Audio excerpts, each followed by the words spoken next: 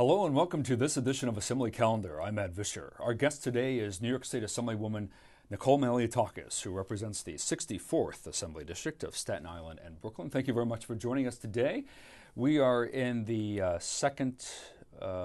first week of February as of this taping, and things are moving along quickly with the budget process. The governor, of course, has released his state budget goals, aspirations, if you will, for the upcoming legislative session. And the legislature is now zeroing in on what they'd like to see in the budget, so to speak. Always nice to see you. Thank you. Great to be here.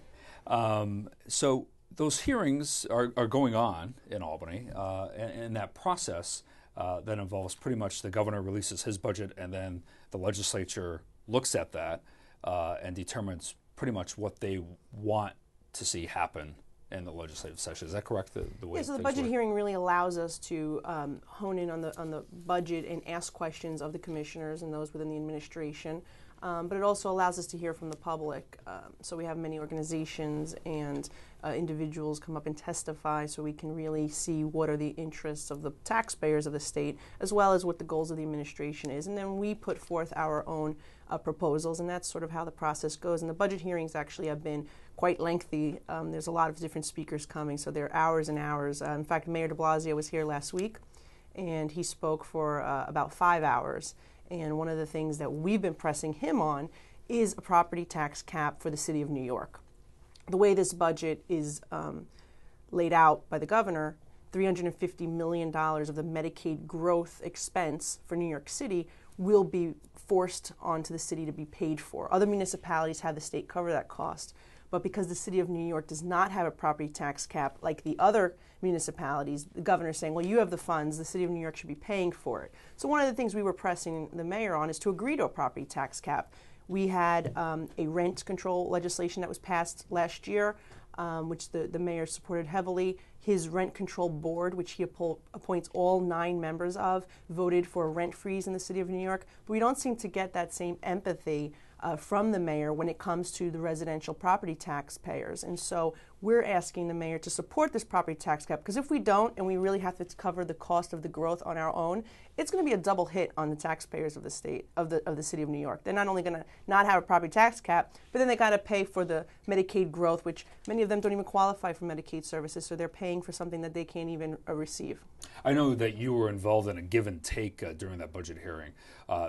What were the types of questions that you were asking the mayor, and what was his response in general? Well, primarily it was about the property tax cap and why he supports a rent freeze for renters, but doesn't support any type of freeze when it comes to either water bills, which have been skyrocketing in the city of New York, as well as property taxes. We just got our assessments sent to us this past week, and many of the assessments have gone up, which means our property taxes will be going up next year. And I also raised the question of why those individuals in my district, including myself, received a notice saying that after they had paid in full for their property taxes for the year, then they received a notice in September saying that, oh, by the way, thanks for paying in full, you owe a little more money, so please send us a check for either $100, $200, $300. And so that I found to be interesting. I never saw that before, where mid-year they decide, after you've already paid your taxes, it's almost like, well, you have enough money, you paid in full, so we're going to send you another bill.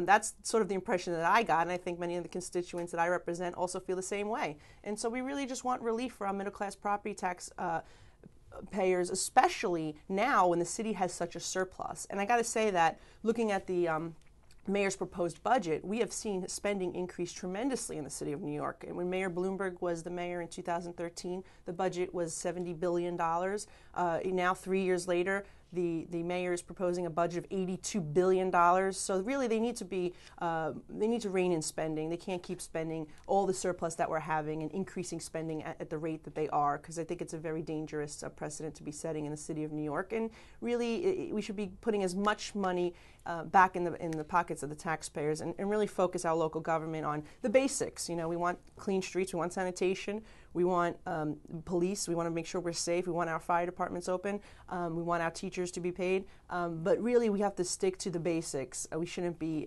spending on all these different programs that we're seeing the mayor come up with.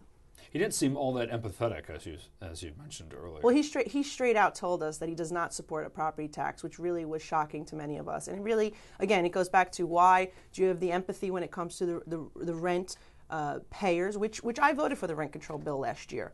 I supported it. However, there's many property taxpayers in the city of New York that are getting slammed with these increases, and we're getting seniors priced out of the city of New York. They can't afford to live here. I also talked about senior housing on that note. I talked about overdevelopment and how our schools are tremendously overcrowded.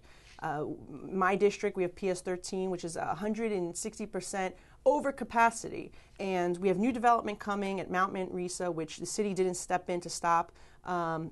We also see the affordable housing plan that the mayor has put forth, 200,000 new units. And I asked him how much of that is going to be senior housing. He said only 10,000, which I found to be not a good answer at all, when that's really a huge issue in the 5 boroughs.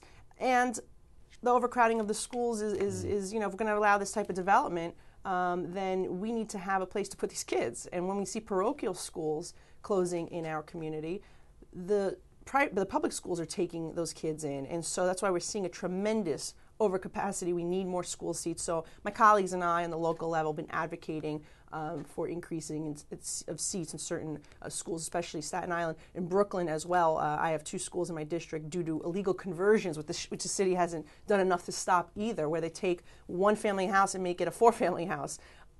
That's leading to an overcrowding of our schools as well in Brooklyn. So I brought those issues up as well. And we'll see what happens over the process of the next few weeks during these budget negotiations. Always interesting times here in Albany during this time of the year. And we certainly will wait and see. If we could turn our attention now to something that's a very serious issue in the state and really around the country, and that's having to do with the opiate addiction, specifically heroin. Your overall thoughts on that, and maybe what could be done moving forward in terms of trying to stem the tide of this epidemic? Well, a few years ago in 2014, we passed legislation here on the state level that would require the Department of Education to put together curriculum for our young children that are in school, making sure that opioid and heroin are highlighted in that curriculum so they learn the dangers at a very early age. That is extremely important. Through education and public awareness, we can help stop young people from getting involved with these drugs. Secondly, we have a PSA investment that we've made. We have public service announcements running throughout the state. I think they've been very good ads. They're effective ads. And so I think we need to invest a little more in that. But that has been a great thing that we did here in 2014. And we also worked together in passing legislation that would prevent insurance companies from making addicts fail first before they can actually get the treatment that they deserve and have coverage for it. But we need to add more beds in the state. We also have to make sure that young people are getting access to detox services. We had an incident in our hearing where a family said that their 14-year-old daughter, who was addicted to heroin, was brought to get detox, and they turned her away, saying, "Well, she's too young. We can't perform detox on her. You have to do it on your own." So they had to take her home and actually detox her on their own. So that we have to change that as well. I think one of the biggest things is to keep drug dealers behind bars where they belong. One of the things I've been advocating for, and Senator Marty Golden, who's my senator in Bay Ridge, we overlap there, we have been working on legislation to change this drug diversion program. I don't know if you remember, but in October in New York City, we had a police officer Randolph Holder, who was killed by a individual, Tyrone Howard, who was convicted 4 times of drug felony charges. And why he was allowed by a judge to get out of prison and go into a drug diversion program is beyond all of us. No one can understand why the judge would make that decision, and without even the consent or the approval of the district attorney. And so that individual should have been in jail, and if he was in jail where he belonged, then we would still have our police officer Holder with us today. And so we want to change that law, because we think many people who are drug dealers, dealing the worst type of drugs, being convicted 4 times in this case, are using this as a loophole to get out of prison and get back on the streets to deal drugs again. And so that is a law that needs to be changed. This was done, by the way, in 2009. I wasn't here at the time, but it's something that I had been vocal in during my initial campaign. Senator Golden and I had discussed this as an issue. And unfortunately, maybe, this tragedy may be what brings my colleagues here in the legislature who supported that bill to realize it was a bad decision. Yeah, all too often it takes tragedies to bring about change. I know the Assembly Republican Conference held a series of hearings around the state. It was the Heroin Task Force, if you will, and they garnered input from victims, from family members, and others to try to come up with solutions to this epidemic. And we unveiled or released the findings of that report recently with a press conference. You were there, and we will go ahead and roll that and come back and discuss in further detail with Assemblywoman Nicole Malliotakis. It is so important that we get these drug dealers off the streets. And one of the things that I find very troublesome, in 2009, the state legislature changed the law so that way drug dealers can now go to a drug treatment diversion program instead of keeping them in jail. That is something that needs to change in the state of New York. We saw just in October how Tyrone Howard, who was, not only was he arrested 28 times, he had 4 felony drug convictions. And these are serious. I mean, he was in housing projects selling the worst types of drugs. And yet he was released from prison and sent to a drug diversion program. And we know what happened at that crisis. Tragically, our police officer, Holder, was killed as a result of that. I can't stress enough how important it is that we change this law and that we make sure we keep drug dealers in jail where they belong. And I'm going to work with my colleagues to do that. That is also one of the recommendations in this report, and I think it's one of the first things we need to do is to first get these people who are selling these drugs off the streets. Thank you.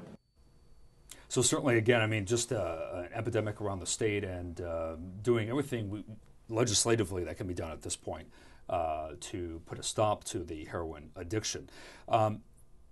The state ed commissioner was at a budget hearing recently, and you addressed the issue of the lack of the teaching of cursive, which is now taking place around the state, which is interesting. Yeah, so I was doing a registration drive, voter registration drive, and a young person came to me, filled out the registration form, and printed his name where it says signature. And I said, well, you have to sign your name there. He says, that is my signature. I said, what do you mean? He says, well, I've never learned script in school. We weren't taught that. So I found that to be just insane that we're not teaching this anymore to our young people. These young people are going to graduate school, go into the real world. They're not going to have a signature to sign checks. They're not going to have a signature to sign out business contracts, legal documents, to fill out government applications.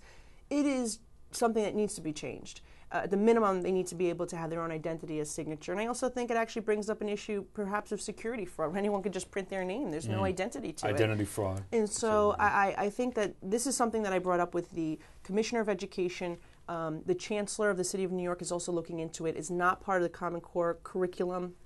It's one of the things that need to be changed in Common Core, and there's so many of it. And it's left to the local municipality, and New York City does not require its schools to do it. It's sort of, if you want to, you can.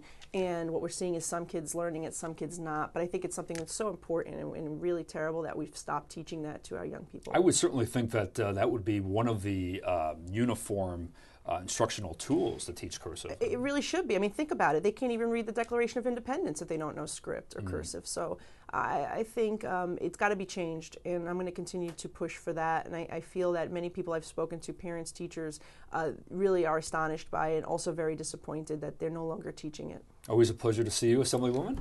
Thank you. Always a pleasure to see you folks at home. Thank you very much for tuning in to this edition of Assembly Calendar. If you'd like to reach out to Assemblywoman Nicole Malliotakis, you can do so by contacting her district office. Her information is on the screen there, 11 Maplewood Place, Staten Island, New York, 10306. You can call her at 718-987-0197.